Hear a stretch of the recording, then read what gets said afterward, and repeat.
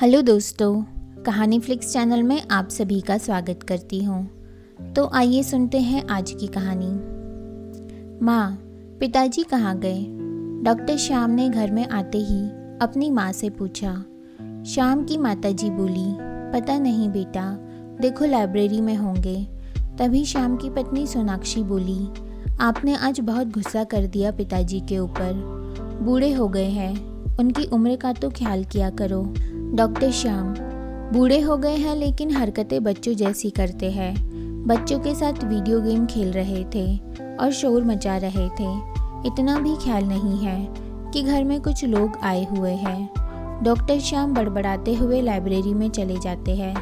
वहाँ जाकर देखते हैं कि पिताजी की डायरी खुली हुई है और हवा से पन्ने फड़फड़ा रहे हैं। डॉक्टर श्याम मन ही मन बोलते हैं, देखो डायरी भी खुला छोड़ दिया है, फट जाएगी ऐसा बोलकर डायरी समेटने लगते हैं। ऐसे तो दूसरों की डायरी पढ़ना मैनर्स के खिलाफ होता है, लेकिन उसमें अपना नाम पढ़कर उत्सुकता से डायरी लेकर वहीं चेयर पर बैठकर पढ़ने लगते हैं। जानते हो बेटे, जब तुम पहली बार इस दुनिया में आए तो ना जाने कितने ख्वाब इन आँखों में सज गए थे।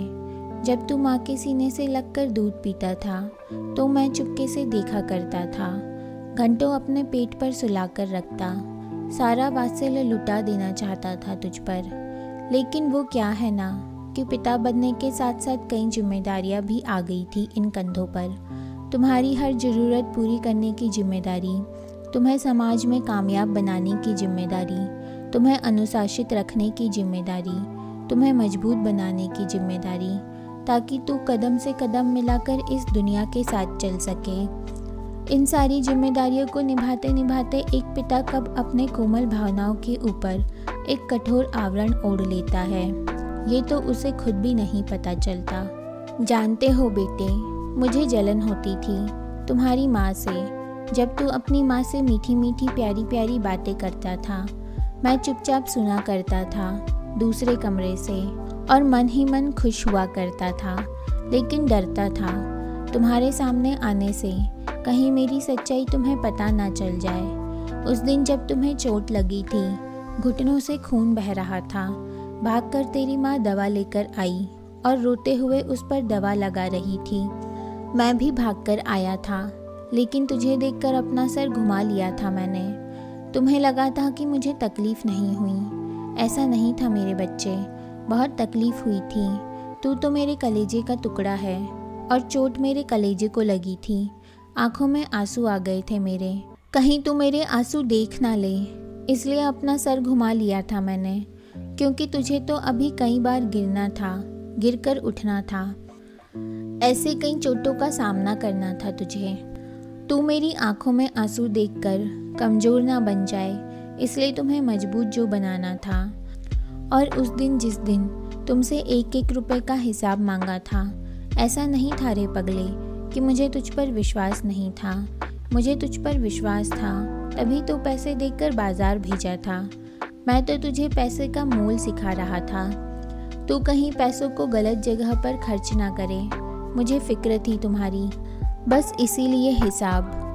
और उस दिन जब दोस्तों के साथ पार्टी करने के लिए पैसे मांगे थे तूने और मैंने मना कर दिया था, फिर तेरी माँ ने तुझे पैसे दिए थे पार्टी करने के लिए, इसलिए तो तेरी माँ से कभी उन पैसों का हिसाब नहीं मांगा मैंने। फिर भी तेरी फिक्र थी मुझे कि कहीं तू दोस्तों के साथ गलत संगति में ना पड़ जाए, इसलिए तेरे पीछे पीछे गया। तू दोस्तों के साथ खूब मस्ती कर रहा था, झूम झूम कर नाच रहा था। मेरा भी मन किया आज सारे बंधन तोड़कर तेरे साथ खूब मस्ती करूं, मन भर के नाचूं गाऊं, लेकिन उस दिन भी रोक लिया मैंने खुद को। सोचा पहले तू एक कामयाब इंसान बन जाए, फिर तेरे साथ खूब मस्ती करूँगा, ढेर सारी बातें करूँगा। इसलिए दूर से ही तुझ में अपनी जवानी जीकर आ गया मैं। आज तू एक कामयाब इंसान बन गया, सफलता तेरे कदम चूम रही है। तुम्हारी स्थिति को समझता हूँ, लेकिन तुम्हें मेरी स्थिति को समझने में थोड़ी देर लगती है। लेकिन मैं न रहा, क्योंकि मैं दादा बन गया और तू भी तू नहीं रहा। तू भी एक पिता बन गया है, एक जिम्मेदार इंसान। घर की जिम्मेदारी, बच्चों की जिम्मेदारी, समाज की जिम्मेदारी। मैं हर परिस्थिति में तुम्हारी स्थिति को समझता हूँ, लेकिन तुम्हें मेरी स्थिति को समझने में थोड़ी देर लगती है। यही दूरी तो है एक पिता और पुत्र के बीच की दूरी। और क्या लिखूं मैं मेरे बच्चे? अंत में मैं बस इतना लिखूंगा कि तुझे मैंने तेरी माँ की तरह अपने शरीर के अंदर से नहीं निकाला, लेकिन तू मेरा अंश है। जिस दिन तू इस दुनिया में आया, मैं तेरे अंदर जीने लगा। तेरे चेहरे पर खुशी देखकर अपनी सारी थकान भूल गया। तेरे बचपने में अपना बचपन जीने लगा। तेरे चेहरे पर सुकून देखकर अपनी सारी मुश्किलें भूल गया। तेरी जवानी में अपनी जवानी जीने लगा। तू आज भी मेरी स्थिति नहीं समझ रहा है, लेकिन मैं तेरी स्थिति को अच्छी तरह से समझता हूँ। जब तू ये बोलता है कि पिताजी आप तो बच्चों के साथ बच्चे बन गए हैं, तब मुझे हंसी आ जाती है। तू मेरी इस स्थिति को भी समझेगा जब तू दादा बन जाएगा, लेकिन तब शायद मैं इस दुनिया में नहीं रहूँगा। इतना पढ़कर डॉक्टर श्याम के आंखों के सामने बचपन से पिताजी के साथ बिताए सारे पल एक चलचित्र की भांति घूमने लगे। उनके आंखों में आंसू आ गए। तभी डॉक्टर श्याम को सोनाक्षी की आवाज़ सुनाई पड़ी। डॉक्टर श्याम ने पीछे मुड़कर देखा। उनकी माँ और सोनाक्षी खड़ी थी। डॉक्टर श्याम की माँ बोली, अरे बेटे, तेरे पिताजी यहाँ भी नहीं हैं, तो कहाँ गए? डॉक्टर श्याम झट से अपने आंखों से आंसू पोंछते हुए बोले, मैं जानता हूँ वे कहाँ होंगे, मैं उन्हें लेकर आता हूँ। इतना बोलकर डॉक्टर श्याम बाहर निकल गए। जा पहुँचे उस पार्क में जहाँ बचपन से उन्हें उनके पिताजी ले जाया करते थे। शायद पिता पुत्र के बीच की दूरी खत्म करना चाहते थे, लेकिन कभी खत्म नहीं कर पाए। जाकर देखा, पिताजी वहीं उस बेंच पर अकेले बैठे थे। डॉक्टर श्याम उन्हीं के बगल में बैठ जाते हैं और बोलते हैं, पिताजी आपने अच्छा किया जो ये दूरी बनाए रखी। आज मैं जो भी हूँ आपके कारण ही हूँ। कई बार मेरा मन करता था स्कूल बंक करके दोस्तों के साथ मूवी देखने चला जाऊँ। कई बार मेरा मन स्कूल नहीं जाने का करता था।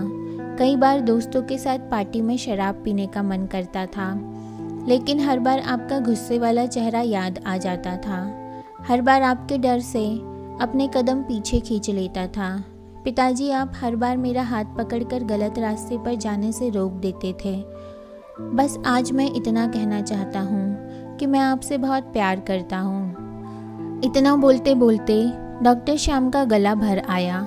डॉक्टर श्याम के पिताजी डॉक्टर श्याम को गले से लगा लेते हैं। तो दोस्तों, आशा करती हूँ कि ये कहानी आपको ज़रूर पसंद आई होगी। इस कहानी पर आपकी क्या राय है, हमें कमेंट में ज़रूर बताइए। और अगर आपको कहानी पसंद आई हो तो प्लीज़ वीडियो को लाइक कीजिए एंड शेयर कीजिए, एंड हमारे चैनल को प्लीज़ प्लीज़ प्लीज़ सब्सक्राइब कीजिए। तो मैं मिलती हूँ आपसे अगली कहानी में। तब तक के लिए बाय बाय।